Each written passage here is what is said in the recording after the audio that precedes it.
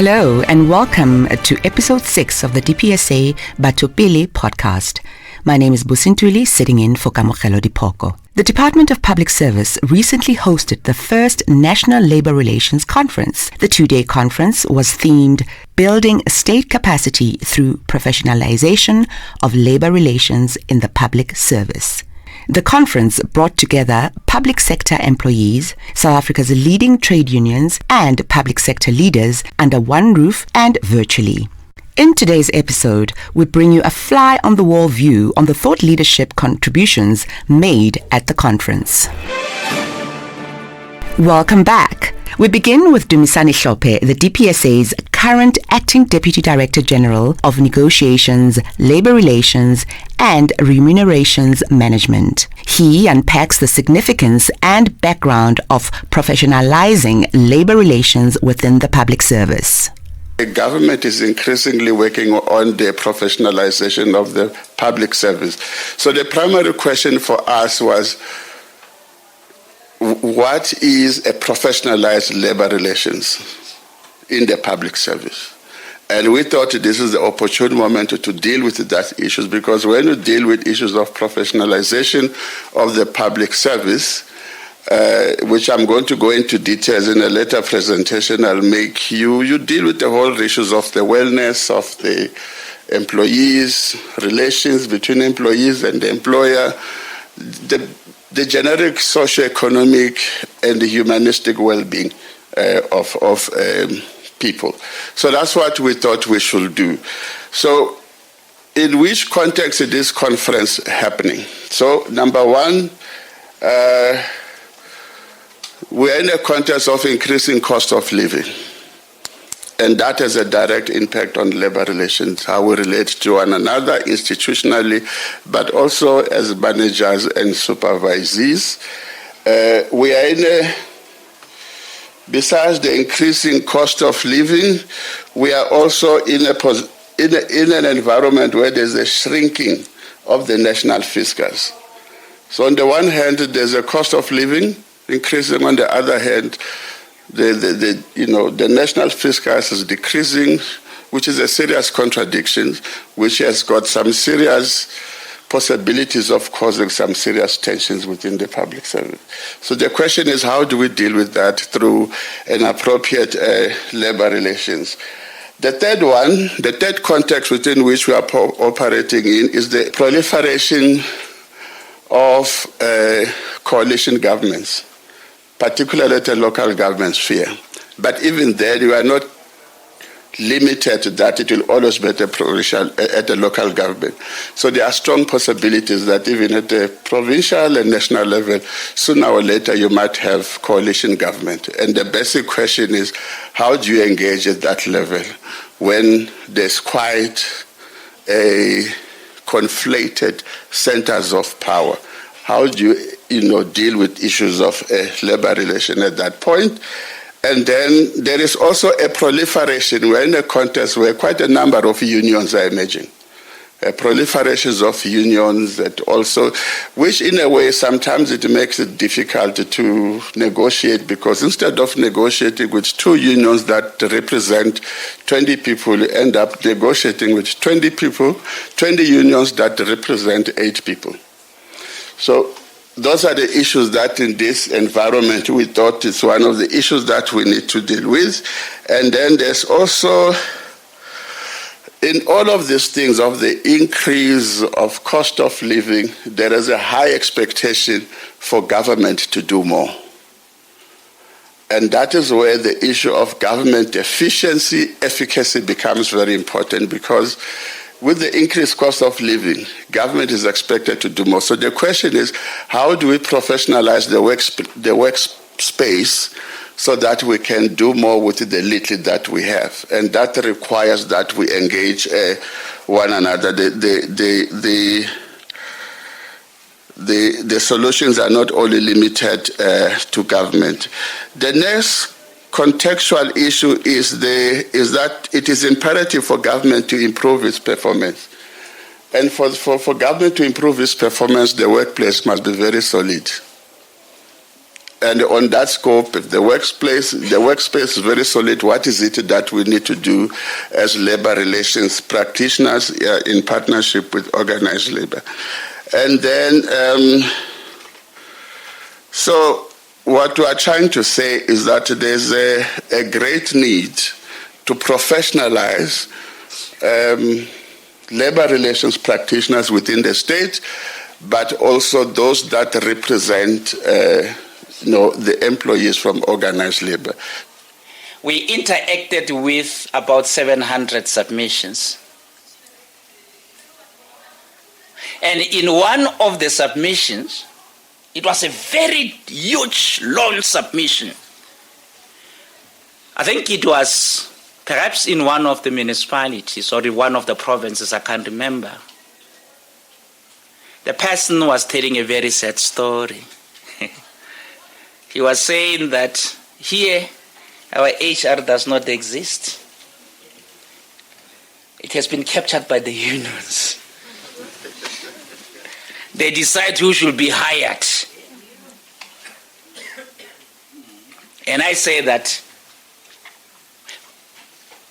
we need to do something as the unions about that type of a situation.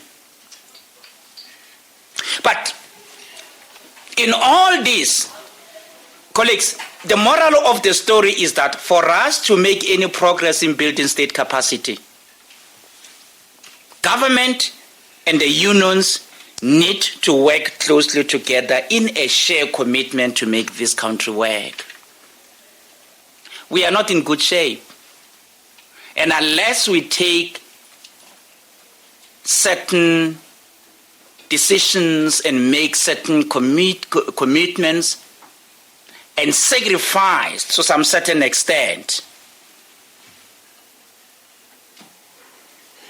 and indeed hold, because as part of the civil society, the unions, you salvage the country in many ways, and you need to continue doing that. Unless we hold hands, we may run the risk of losing so many things, and it would be unfortunate if we could lose all those things. What is the moral of the story? Let's work together.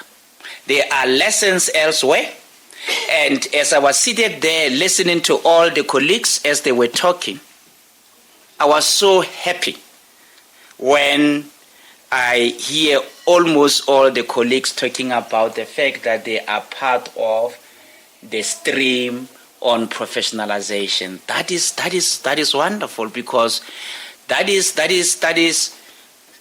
is something that we must never ever allow a situation where it will just fizzle out like any other initiatives, because professionalizing the public sector is but one of the most important interventions that seeks to build the capacity of the state.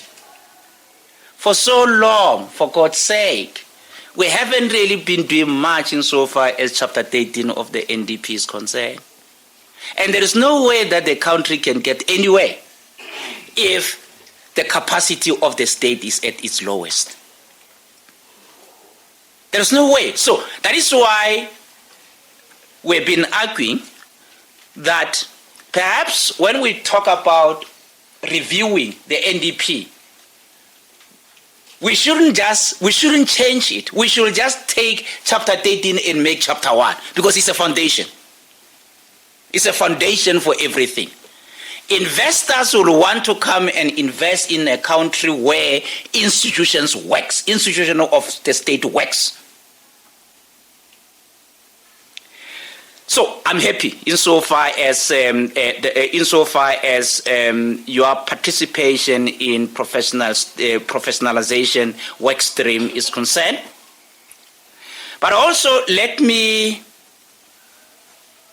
conclude by saying that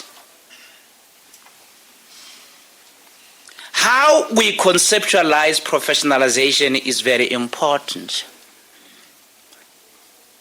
In the document that we work on, we debated the concept of professionalization. And we avoided to be influenced by a neoliberal literature. We refuse to be influenced by a literature that seeks to define professionalization in elite terms. We are saying that in the context of the public sector, professionalization of the public service should just simply be understood as the commitment to institutionalize capability within the state. But also what is critically important is the ethical disposition of those who are in the employ of the state. And that ethical disposition ought to be shaped by public administration norms and standards. And also, we say that a professional public service is conscious of ethical impulses and moral vision of democracy. In other words, professionalizing, it is not about creating elitism. It is not about professional class. It is about institutionalizing capability. And a very important question was asked: at what level should we start? We need to start at all levels. Right? This thing of saying that only people who are in a particular occupational occupational field can actually be professionalized is false in terms of our definition of professionalization, because it is about commitment to institutionalize capability for an institution to function optimally. And also remember that an institution cannot be one person. An institution cannot just only be a particular category of people at a particular level. No. An institution is about everybody. Yoliswa Makasi, Director General of the DPSA, also shed light on the conference's goals and anticipated outcomes. Here's her explanation on how the Labour Relations Conference aims to cultivate labour harmony within the public service, fostering a more cohesive and productive environment for all. The focus of the conference is really around professionalizing the labor relations environment in the public service. And so we're having discussions around how we move from where we are to the future, a future which is hopefully much more bearable for public servants who have to work under quite extreme conditions. But the topic for the day is really focusing around building peace, labor peace within the public service. It's very important. Employees are our greatest asset in the public service. They are responsible to deliver public services. How do we ensure that there's good relations, there's peace? It's very important. And how do we professionalize that environment? Our leadership, our management style must ensure that there is a learning environment in the public service. Yes, we provide bursaries for people. Yes, we give people an opportunity to do skills development courses. But if you do not give people an opportunity to stretch their capabilities through the actual work that they are doing every day, if you don't throw them in a deep end and allow them to swim and to discover how to swim if they don't know how to swim, with your guidance and your support, what kind of a public service are we going to leave behind when we retire? We are an aging public service. A lot of us are facing retirement. What kind of a public service are we going to leave? Are we going to be those retirees who want to be called back at 70 to come back and resolve challenges of the public service, which we've had so many years to resolve when we're in the public service ourselves? So I think, colleagues, it's important that we take the issue of creating a learning environment. Welcome back. The National Labour Relations Conference gave a platform to 8 leading labour unions. These were Dpsa, Dpsa, Nehau, Popcrew, PSA, SAPU, SATU, and Dpsa. Coming up are highlights of thought leadership inputs by the General Secretary of Dpsa, Wahid Hussein. But first up, Peter Mgomezulu, the Chief Negotiator of the PSA. Whilst public service employees are ready to embrace values that include loyalty, neutrality, transparency, diligence, punctuality, and I repeat, punctuality, effectiveness, and impartiality, the system is, however, not ready to encourage workers to do so. We'll cite some examples. In education, for example, teachers are forever complaining about overcrowded classrooms. For many years, it has been going on like that. If you have 80 children in a class, obviously, it makes it impossible for a teacher, a professional teacher, to ensure that that child that needs additional help, the teacher gives attention to. And those are the challenges that we are experiencing. We cannot talk about professionalism in rhetoric.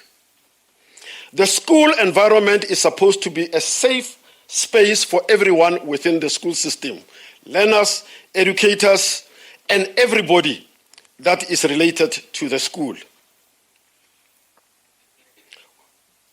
We, however, witnessed how violent our schools have become.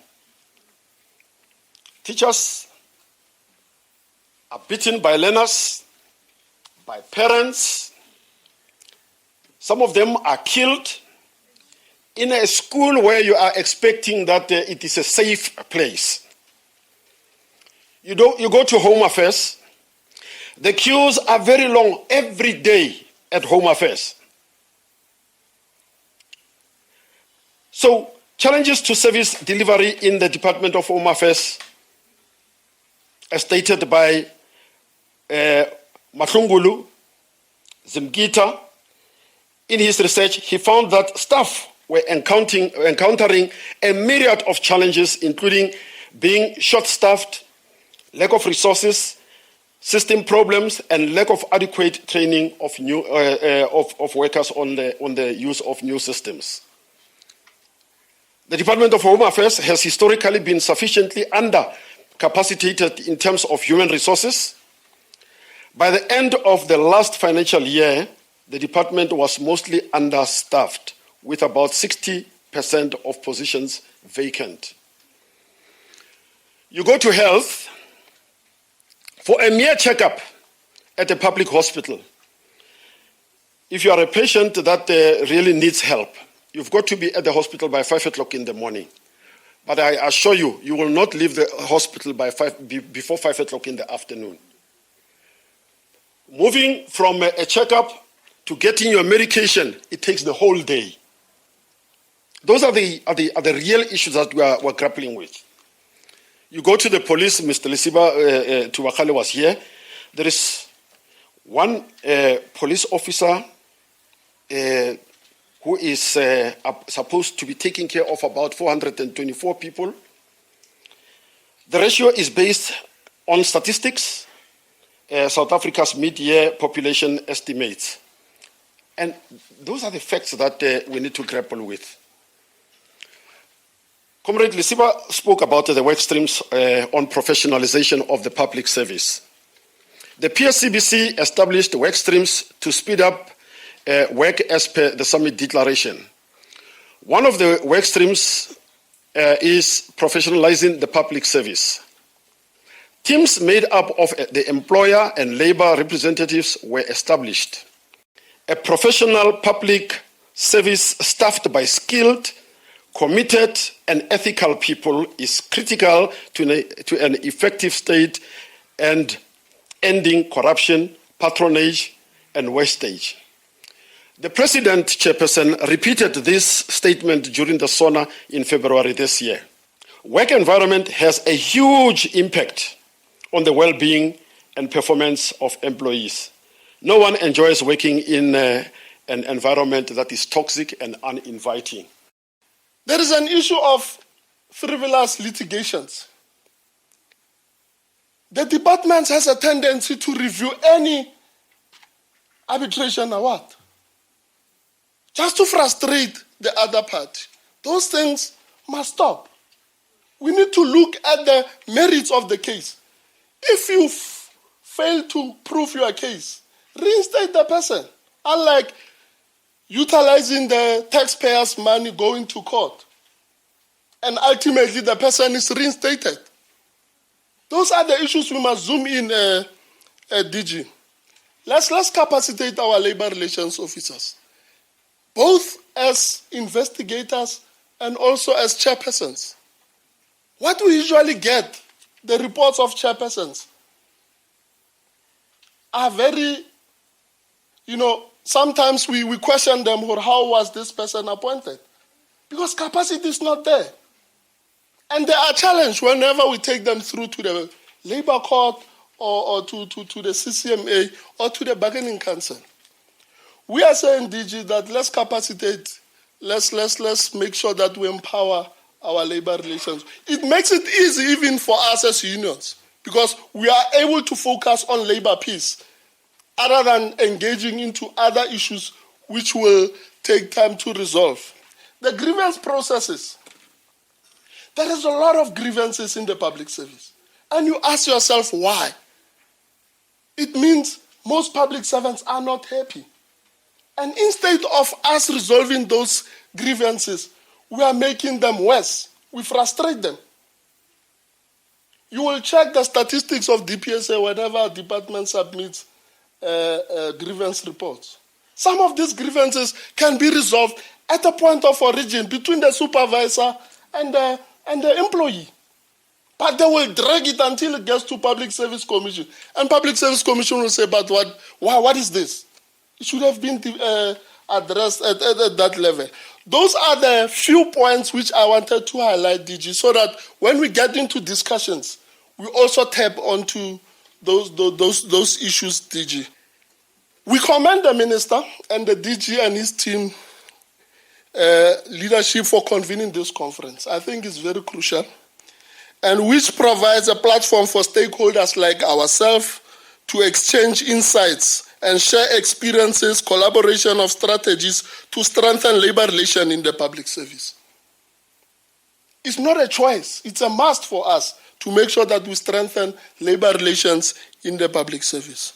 The commitment to advancing professionalism and excellence in this domain is commendable. It reflects dedication to the welfare of both employees and the public service at large. History will judge us. DG has said some are exiting because of the aging. But history will judge you while you are on pension to say you failed to do 1, 2, 3. Look at the public service. It's dying. We'll call you back from pension. You'll come and fix your mistakes. As we navigate these complexities of modern governance, the PSA is confident that the outcomes of this conference will contribute significantly to building a more efficient, transparent, and inclusive public service. Let it not be a talk show. Previously, we had conferences, we had workshops. When we go back, nothing is implemented. I think the key word should be implementation. Firstly, I want to start by looking at what is the definition of professionalism, because I think that's the theme of this conference. And if we look at the dictionary meaning of what is professionalism, it says it's the competence or skill expected of a professional. The key to quality and efficiency is professionalism. And I think that's what everybody has been saying, is how do we get the public sector to a level where it meets this definition of professionalism. It means the practicing of an activity, especially in any environment. And I think we all understand the issue of amateur versus professional. And I think that is the simplest analogy one can draw. Is when you go into an environment as an amateur and when you go into an environment as a professional, there's a vast difference. So on that note, I think one of the things we must also take away from this conference is that when we enter into agreements, we must never renege on them, because that kills us as social partners. I know the mention is role players, but we're also social partners in this environment. We must step away from the issues of, in the public sector especially, employing casual and contract workers. It's a huge challenge. The public sector is the biggest employer in the country, and we should be leading by example. We should not be having community health workers, extended public work programs, employing casual workers to do the work of public servants. We must employ, we must create posts. We have posts. Posts are frozen, including very important scarce posts in the public sector. We saw Minister Joe Phatla the other day announcing that there's no money to fill doctors' posts in the country. We don't be shocked. If you go to a country where that statement is made by a minister, that minister will probably be replaced. Finally, Ms. Ingrid Dima, the chairperson of the Public Services Coordinating Bargaining Council, delivered a thought-provoking speech on the dynamics of collective bargaining within labour relations. Colleagues, the centerpiece, as you know, of collective bargaining is embedded in the Labour Relations Act of 1995 as amended, and the Act in itself is extended to the public service and its subsidiary bargaining councils. And the right to collective bargaining is also expressed in our operations as the public sector. With regards to the public service, one would say that, as it were, it was established in terms of the provisions of the Act. If you look at Section 35 to 37 of the Labour Relations Act, that is where you will find the views in terms of how and when the Public Service Bargaining Council was established.